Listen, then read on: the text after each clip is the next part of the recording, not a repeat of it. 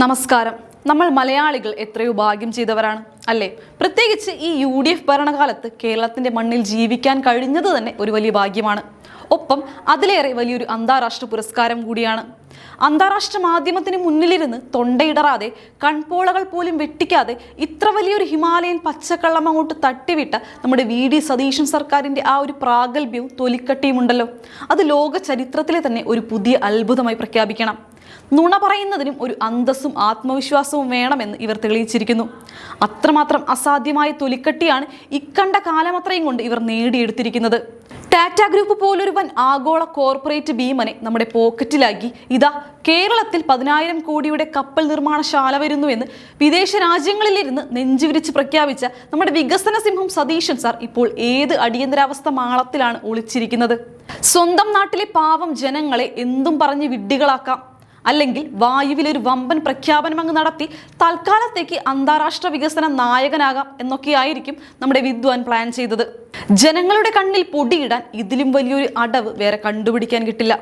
പക്ഷേ ടാറ്റ ഗ്രൂപ്പിന്റെ Bombay global office അങ്ങോട്ട് തിരുത്തിയടിച്ചപ്പോൾ നമ്മുടെ മാന്യനായ മുഖ്യമന്ത്രിയുടെ ആഗോള തള്ളൽ വെറുമൊരു കോമഡി ഷോയായി മാറി. ടാറ്റ ഗ്രൂപ്പിലെ ഒരു ഉന്നത ഉദ്യോഗസ്ഥൻ തന്നെ മാധ്യമങ്ങൾക്ക് മുന്നിൽ വന്ന് ഇങ്ങനെ ഒരു പദ്ധതിയെക്കുറിച്ച് ഞങ്ങൾ സ്വപ്നത്തിൽ പോലും വിചാരിച്ചിട്ടില്ല എന്ന് അപ്പാടെ നിഷേധിക്കുമ്പോൾ എന്തൊരു അന്താരാഷ്ട്ര നാണക്കേടാണ് ഈ ഭരണകൂടവും UDF മുന്നണിയും വാങ്ങിച്ചു കൂട്ടിയത്. പടച്ചുവിട്ട നുണക്കഥകൾ ഒടുവിൽ സ്വന്തം നെഞ്ചത്ത് തന്നെ വന്നടിക്കുന്ന ദയനീയ അവസ്ഥാവിശേഷമാണ് ഇപ്പോൾ നമ്മൾ കാണുന്നത്. കപ്പൽ നിർമ്മാണശാല എന്നൊരു ചിന്തയെ കമ്പനിക്കില്ലെന്ന് കോർപ്പറേറ്റ് ലോകം പരസ്യമായി വിളിച്ചു പറയുമ്പോൾ പിന്നെ എന്ത് ധൈര്യത്തിലാണ് താങ്കൾ മുഖ്യമന്ത്രി കസേരയിലിരുന്ന് ഇങ്ങനെയൊരു ആകാശത്തള്ളു തള്ളിയത്? ഒരുപക്ഷെ ആ 10,000 കോടിയുടെ കപ്പൽ നിർമ്മാണശാല അദ്ദേഹം ഉറക്കത്തിൽ കണ്ടൊരു സ്വപ്നമായിരിക്കാം. അല്ലെങ്കിൽ സ്വന്തം നാണം കെട്ട ഭരണ പരാജയങ്ങൾ ജനങ്ങളിൽ നിന്ന് മറച്ചുവെക്കാൻ വേണ്ടി മനഃപൂർവ്വം ഫോട്ടോഷോപ്പിൽ ഉണ്ടാക്കിയെടുത്ത ഒരു അന്താരാഷ്ട്ര കള്ളക്കഥ മാത്രമാകാം. ഭരണപരാജയം നാൾക്കുനാൾ വർദ്ധിച്ചു വരുമ്പോൾ ജനശ്രദ്ധ തിരിച്ചുവിടാൻ ഇതുപോലുള്ള വലിയ കോമാളിത്തരങ്ങളല്ലാതെ പിന്നെ ഇവർക്ക് എന്താണ് ചെയ്യാൻ സാധിക്കുക? പ്രശസ്തമായ ബ്ലൂംബർഗിന്റെ അഭിമുഖത്തിൽ ഈ സതീശൻ സാർ സത്യത്തിൽ എന്താണ് വിഡ്ഢിത്തം വിളിച്ച് പറഞ്ഞതെന്ന് പോലും തങ്ങൾക്ക് മനസ്സിലാകുന്നില്ല എന്ന് ടാറ്റ ഗ്രൂപ്പിലെ എക്സിക്യൂട്ടീവ് തന്നെ തുറന്നടിക്കുമ്പോൾ മലയാളി എന്ന നിലയിൽ നമ്മൾ എവിടെ പോയി തല പൂഴ്ത്തണം?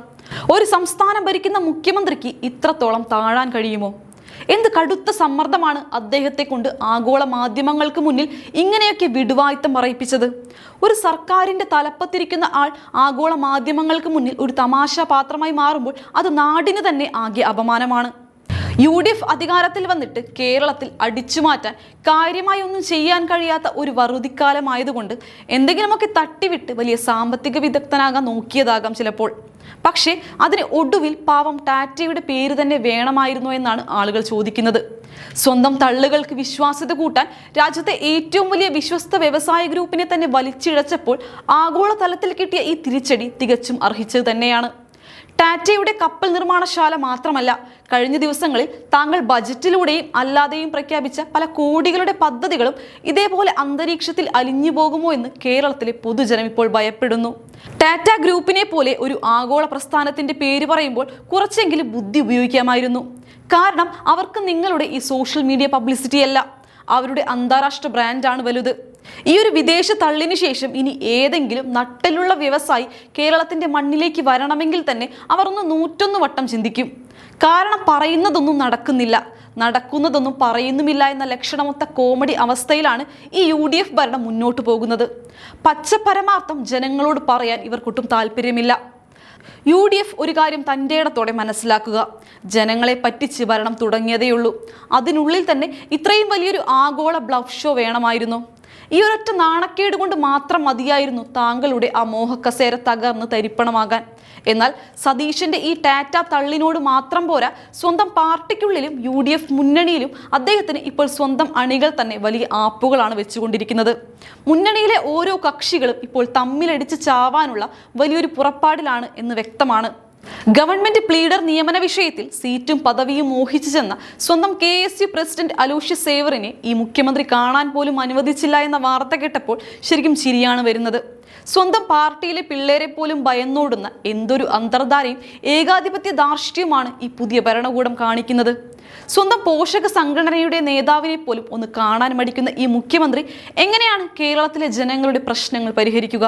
പദവികൾക്ക് വേണ്ടി നെട്ടോട്ടമോടുന്ന സ്വന്തം അണികളെ തെരുവിൽ തള്ളിയപ്പോൾ കോൺഗ്രസിലെ അടിയുറച്ച അണികൾക്ക് പോലും ഒരു കാര്യം മനസ്സിലായി. അതിന് മുഖ്യമന്ത്രി തന്നെ നൽകിയ മറുപടി ധാരാളം. KSUവിന് ഇതിലെന്താണ് കാര്യം? അധികാരം കയ്യിൽ കിട്ടിയാൽ സ്വന്തം കൂടെയുള്ളവരെ പോലും തള്ളിപ്പറയുന്ന ഈ ധാർഷ്ട്യം നിറഞ്ഞ മറുപടികൾ തന്നെയാണ് കോൺഗ്രസിനെ കേരളത്തിന്റെ മണ്ണിൽ എന്നേക്കുമായി കുഴിച്ചുമൂടാൻ പോകുന്നത്. അധികാരത്തിന് വേണ്ടി ആരുമായും കൂട്ടുകൂടുകയും അവസാനം സ്വന്തം ഗ്രൂപ്പുകാരെ തന്നെ വഞ്ചിക്കുകയും ചെയ്യുന്ന ഈ ഇരട്ടത്താപ്പ് തികച്ചും പരിഹാസ്യമാണ്. മുഖ്യമന്ത്രിയെ അനുകൂലിക്കുന്നവരും പ്രതികൂലിക്കുന്നവരും ഇപ്പോൾ കോൺഗ്രസ് പാർട്ടിയിൽ പരസ്യമായി തെരുവ് യുദ്ധം നടത്തുകയാണ്. തങ്ങൾ ഒരു കുടക്കീഴിൽ ഭരിക്കുന്നവരാണെന്നുള്ള ആ ഒരു മിനിമം ബോധം പോലും ഇവർക്കില്ലാതെയായിരിക്കുന്നു. ടാറ്റ ഗ്രൂപ്പിന്റെ ആഗോളതലത്തിൽ നാണം കെട്ട ശേഷം ഇപ്പോൾ സ്വന്തം പാർട്ടിയിലെ പിള്ളേരുടെ മുന്നിലും കൂടി നാണം കെട്ട് നിൽക്കുകയാണ് നമ്മുടെ ആ തള്ളൽ വീരൻ.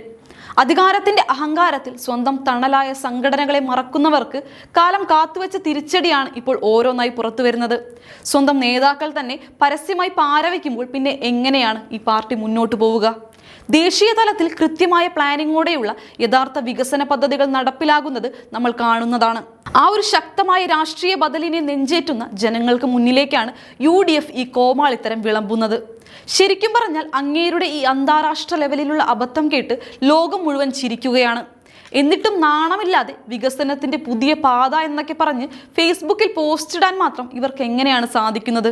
അന്താരാഷ്ട്ര തലത്തിൽ കേരളത്തിന്റെ അഭിമാനത്തിന് വലിയൊരു ക്ഷതമാണ് UDF വരുത്തിവെച്ചത്.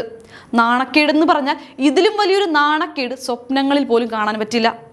ഇത്തരം വങ്കത്തരങ്ങൾ വിളിച്ചു പറഞ്ഞ് കേരളത്തെ ആഗോളതലത്തിൽ നാണം കെടുത്തുന്ന ഈ UDF ഭരണത്തെക്കുറിച്ചും സതീശൻ സർക്കാരിന്റെ തള്ളുകളെക്കുറിച്ചും നിങ്ങളുടെ അഭിപ്രായങ്ങൾ താഴെ കമന്റ് ചെയ്യുക.